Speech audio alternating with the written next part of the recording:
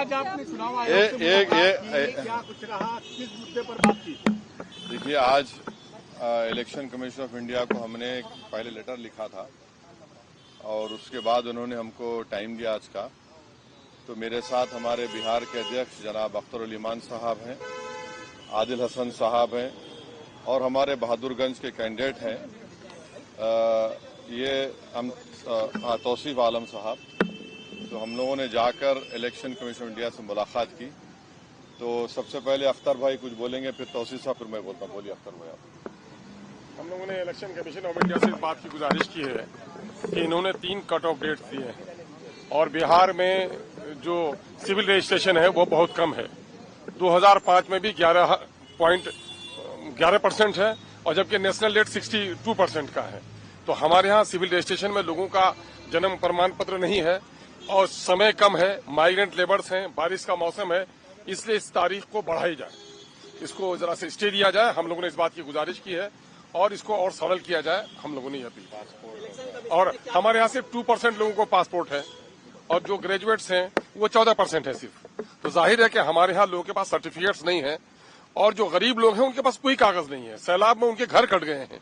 तो ऐसी स्थिति में वोट देने से वो वंचित रह जाएंगे और हमें शक है कि अगर इसी पीरियड में लिया गया तो लोग सारे लोग वोट नहीं दे पाएंगे और जो डेमोक्रेटिक स्टेट का जो सबसे बड़ा हथियार है उनका वोटिंग राइट है। इसलिए वोटिंग राइट से महरूम न हो जाए, इस बात का अंदेशा है। इसलिए हम लोगों ने इस तारीख को बढ़ाने की बात की है और खास करके हम लोग परेशान है कि हमारे यहाँ के 70% जो युवा हैं वो माइग्रेंट लेबर्स हैं, उनके पास कोई कागज भी नहीं है। अगर ये ऑनलाइन भी कराते हैं तो ऑनलाइन सिस्टम में भी वो अपना फॉर्म नहीं भर पाएंगे, इसलिए उनके वोट का बड़ा नुकसान होगा। इसलिए इस तारीख को बढ़ाई जाए। हमारे तौसीफ आलम साहब 4 मरतबा विधायक हैं, बहादुरगंज का चुनाव लड़ेंगे। हमारे बहादुरगंज विधानसभा में 7 पंचायत ऐसा है जो 2017 में 7 पंचायत बहुत ऐसे गांव हैं जो नदी में कट करके गिर गए, जो विलीन हो गए, जो नया कनकी के नाम पर जाना जाता है। ये 7 पंचायत में जैसे क्या कहते हैं, मटियारी पंचायत है, पत्थरगट्टी पंचायत है, लौचा पंचायत है, महजवतना पंचायत है, झाकट्टा पंचायत है, दुर्गापुर पंचायत है, निशंदरा पंचायत है। 7 पंचायत ऐसे हैं जो नदी के चपेट में आता है और इस तरह से पूरे बिहार में जो नदी होके गुजरता है इस तरह का आता होगा। तो हमारा कहने का मतलब है 2017 में जब गांव कट गए तो सारा कागजात चले गए, तो वो कहां से वोट दे पाएंगे। इसलिए हम चाहेंगे कि इसको रद्द किया जाए जो अभी ये किया गया है। देखिए,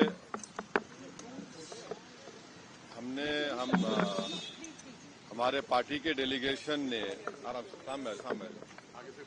हमारे पार्टी के डेलीगेशन ने आज चीफ इलेक्शन कमिश्नर साहब से मुलाकात की।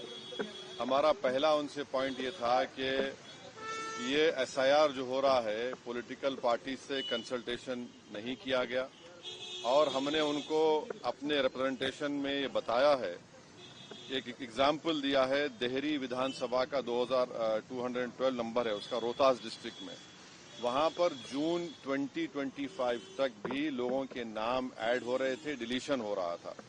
तो ये जो फैसला ईसीआई ने, इलेक्शन कमीशन ने लिया, वो जून में लिया, तो इसका तो कोई जिक्र भी नहीं है क्यों लिया।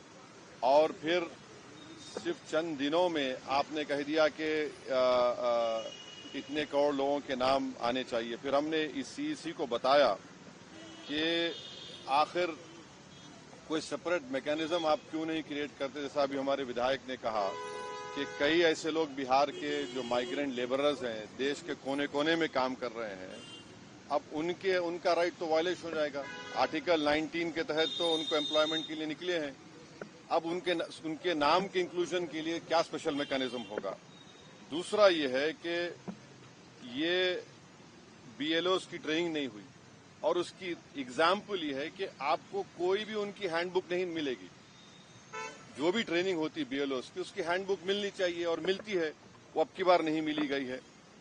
हमने उनको ये भी बताया है कि बिहार में डॉक्यूमेंट्री प्रूफ का तो जिक्र अख्तर उल इमान साहब ने आपके सामने कर दिया।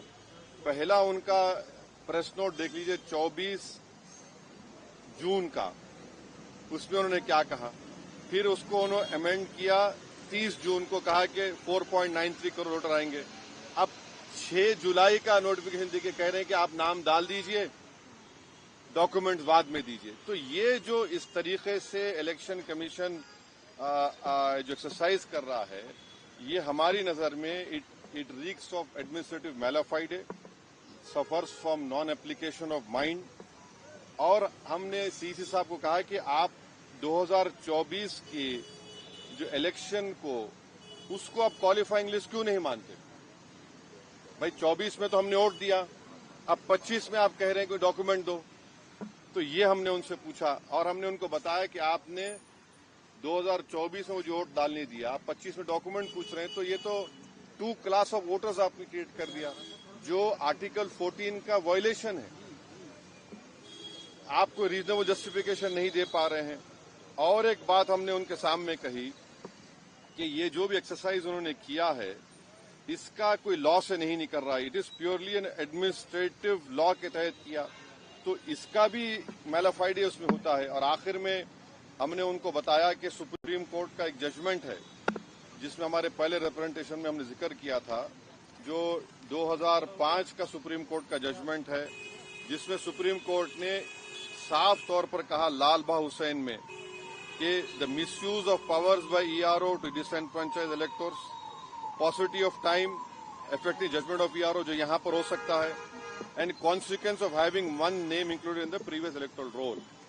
तो ये सब बातें हमने ईसीआई के सामने रखी हैं, क्योंकि उन्होंने 3 डेट्स दिए, before 87, between 87 and 2004 and after 2004। तो ये हमने कहा कि इससे अगर कोई इलीगल माइग्रेंट्स है, मान लीजिए, तो 2024 में उनको वोट डालने का इख्तियार क्यों दिया आपने? उसका कोई तो डेटा होना चाहिए, क्वांटम रेशियो क्या होगा। तो ये सब बातें हमने ईसीआई के सामने रखी। हमने उनसे भी ये रिक्वेस्ट किया कि खास तौर से जो बिहार का फ्लड इफेक्टेड एरिया है, वहां के एडमिनिस्ट्रेशन को ऑर्डर दें कि जो लोग अपने डॉक्यूमेंट्स के लिए अप्लाई कर रहे हैं उनको फौरन दें। और हमने उनसे कहा कि सर ये एक्सरसाइज आप गवर्नमेंट टू गवर्नमेंट कर सकते थे, ईसीआई विद गवर्नमेंट, के भाई बताओ क्या है, कितने डॉक्यूमेंट्स है, नहीं है। मगर मेजर रीजन ये है, मेजर हमको जो लगता है कि जो बिहार के नौजवान बाहर हैं, चाहे मुंबई में हो, दिल्ली में हो, हरियाणा में हो, पंजाब में हो, हैदराबाद में हो, उनके लिए बड़ी दिक्कत पेश आएगी। और अगर नाम उनका नहीं आएगा तो फिर उनको वोट डालने का इख्तियार नहीं मिलेगा। और फिर ये जो एक्सरसाइज को इलेक्शन कमीशन खुद अपने उसमें नोटिफिकेशन में कह रहा है कि ईआरओ और ईआरओ सिटीजनशिप एक्ट 1955 में कॉम्पिटेंट अथॉरिटी को बोल सकता है। अब जिसका नाम नहीं आएगा वो तो अपना वोट भी खो देगा, उसकी लाइवलीहुड का भी उसको एक नुकसान हो जाएगा। तो ये सब बातें हमने उनके सामने रखी। बहुत देर तक हमारी मीटिंग हुई, उन्होंने अपनी बात को कहा, उन्होंने भी बताया हमको। अब ये हमारी आज की मीटिंग की ये वो माने मोटा मोटा ये जो हुआ। एक के बाद एक पहले मैडम को। विपक्षी पार्टियां जो दूसरी है वो सुप्रीम कोर्ट पहुंच गई है इसी मुद्दे को लेकर, कह रही कि एसआईआर जो है वो कहीं न कहीं इस वजह से भी किया जा रहा है ताकि बीजेपी को फायदा हो सके। अब हमारी पार्टी में भी हम बैठ के बात करेंगे और इस पर क्या फैसला लेंगे। मगर हमारा एक ही है कि आप इतने कम टाइम में एक्सरसाइज कैसे कर पाएंगे? बहुत टाइम कम है। एसआईआर में भाई जो लोग जो अपना एड्रेस चेंज कर लिए उनको क्यों आप पूछ रहे हैं बर्थ सर्टिफिकेट? माइग्रेशन होता है, अब क्या करेंगे वो लोग? मैं हैदराबाद में बैठा हूं, तेलंगाना के मुख्तलिफ गांवों से हर मेरे ऑफिस को कभी 10 लोग कभी 20 लोग बिहार के आते हैं कि हम यहाँ पर लेबर हैं, बताओ हम क्या करना चाहिए। अब उनके पास पैसे भी नहीं है वापस जाने बिहार को। परेशानी वो होगी क्योंकि लॉ तो बोल रहा है कि उनको रहना पड़ेगा वहां पर। वो गए इसलिए कि बिहार में कुछ है ही नहीं, कोई सरकार ने उनका रोजगार का इंतजाम किया ही नहीं, तो मजबूरी उनकी है, बाहर बैठे हैं। तो ये सब प्रॉब्लम्स हमने ईसीआई के सामने रख के हमने कहा इसका तो आप सोल्यूशन निकालिए। चुनाव आयोग ने क्या भरोसा दिया आपको? काफी अब चुनाव आयोग खुद बोलेगा, मैं क्यों बोलूंगा चुनाव आयोग की तरफ से? क्योंकि वो तो अंदर से आप आश्वस्त नहीं आश्वस्त सवाल नहीं। देखिए हमने ये सब जो बातें आपके सामने रखी हैं, जो पॉइंट्स हमने सामने रखी हैं, उनके सामने जाके बोला हमने कि ये प्रैक्टिकल डिफिकल्टीज हैं, कैसा आप 1 महीने के अंदर कैसा करेंगे? तो उन्होंने कहा कि नहीं हम लोग बीएलओस को रखे हैं, वॉलंटियर्स को रखे हैं। तो ये इसका डिफिकल्टी ये है कि जल्दबाजी में अगर 15-20% लोगों के नाम भी मिस हो गए और फिर आप देखिए मिस जब हो जाएंगे तो उसका सिटीजनशिप के मामला हो जाएगा ये, तो आप वही तो आसाम का डिओटर हो जाएगा फिर। तो ये अप्रीहेंशन है, ये जेन्युइन अप्रीहेंशन है। कानून व्यवस्था को लेकर हाँ, बांग्लादेशी रोहिंग्याओं को निकालने के लिए एसआईआर है। अरे देखिए फिर 2024 में किसको वोट डालने दिया आपने? 24 में आपने वोट दिया, मैंने वोट डाला बिहार में। हमारा देखिए एक सिनारियो विजुअलाइज करिए आप लोग। अगर कोई लोकसभा के चुनाव में 20,000 वोट से हार गया कोई, और अभी एसआईआर के बाद उसी के पार्लियामेंट सांसद में 20,000 कम हो गए, तो फिर वो क्या करेगा बेचारा? उसको राइट मिलना चाहिए, राइट तो रिकॉल तो हमारे पास नहीं है। तो इसीलिए हम कह रहे हैं हम एसआईआर के खिलाफ नहीं है, आप टाइम दीजिए ना। विपक्ष कह रहा है कि जो विपक्ष के वोट हैं वो कटवाने की साजिश है। देखिए सीमांचल की हद तक बीजेपी आरएसएस बार बार ये भ्रम, ये झूठ फैलाती है कि यहां पर बांग्लादेश के लोग आ गए हैं। कहां है बताओ हमको, एक तो बता दो। 71 में बांग्लादेश बना, जब वो लोग नहीं गए, इस सरजमीन को उन्होंने माना, वहां पर भारत की वॉर ऑफ इंडिपेंडेंस में हिस्सा लिया। बल्कि सीमांचल इलाके में अख्तर भाई बोलेंगे वहां पर तो इतना बैकवर्ड इलाका उस वक्त भी था, आज भी है, कि लोगों को लाकर वहां पर कैदी बनाते थे। क्या अख्तर भाई? तो ये हमको इस बात का भी डर है कि जो बार बार बीजेपी आरएसएस बोलती सीमांचल ऐसा हो रहा है, जब कहां है? पूरे भारत का सबसे अंडर डेवलप्ड एरिया अगर कोई होगा तो सीमांचल होगा। अब वहां पर जमीन कट जाती है। आपने सुना, आपने क्या कहा कि कई 2017 में कितने 8 गांव 7 पंचायतें गायब हो गई।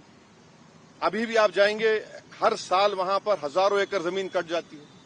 तो ये चीज है सर। बिहार के कानून व्यवस्था को लेकर लगातार अब ये ईसीआई के तक मैं इसके अलावा चुनाव आयोग ईसीआई के तक चुनाव आयोग ये कह रहा है कि जो 2002 में भी जब ये प्रक्रिया हुई थी 1 महीने का वक्त था। आप कह रहे हैं कि वक्त कम है, लेकिन उस दौरान ना पार्लियामेंट के इलेक्शन के लिए 1 साल का टाइम था। जो यहाँ सुन तो लीजिए, पार्लियामेंट के इलेक्शन में 1 साल का टाइम था, विधानसभा के इलेक्शन के लिए 2 साल का टाइम था। वो बात सही है कि इन्हीं महीनों में हुआ था, इन्हीं महीनों में हुआ था, मगर टाइम तो था चुनाव के लिए। अगर आप चुनाव को सामने, अब आपको नवंबर में 4 महीने में चुनाव कराना है, तो इसको भी तो सामने रखिए। और जो सीमांचल के बिहार का नौजवान जो भारत के कोने कोने में जाकर काम करता है अपनी जिंदगी के लिए, उसका क्या होगा बताइए? चुनाव में तो इलीगल तरीके से पॉलिटिकल पार्टी उनको बुलाती है, अब उनको कौन बुलाएगा? 1 नहीं 2 नहीं, लाखों में है ना। ये तो मजाक नहीं है, लाखों में बिहार का नौजवान है। अख्तर भाई ने कहा कि 60-70% बिहार का सीमांचल का नौजवान तो मुख्तलिफ भारत के कोने कोने में काम कर रहा है। तो ये डिफिकल्टी है। कोर्ट को जाना नहीं जाना इसका भी हम फैसला कर लेंगे, बताएंगे आप। अंदर नहीं नमस्ते ना अंदर आदिल